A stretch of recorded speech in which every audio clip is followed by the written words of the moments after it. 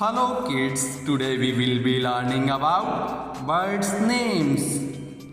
So this is crow.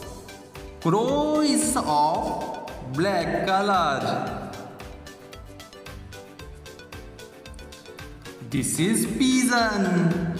Pigeon got a shining green neck. This is parrot. Parrot are of green colors.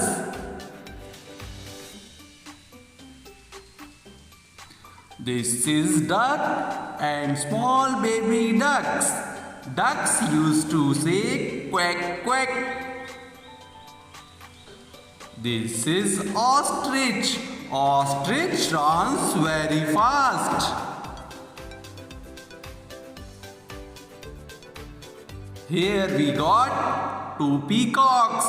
Peacocks got very shining feathers. Here we have a woodpecker. Woodpecker peeks his beak on the wood. Hummingbirds are small, very tiny birds. This is owl. Owl get to come out in dark nights. This is bat. Bat used to fly in night time.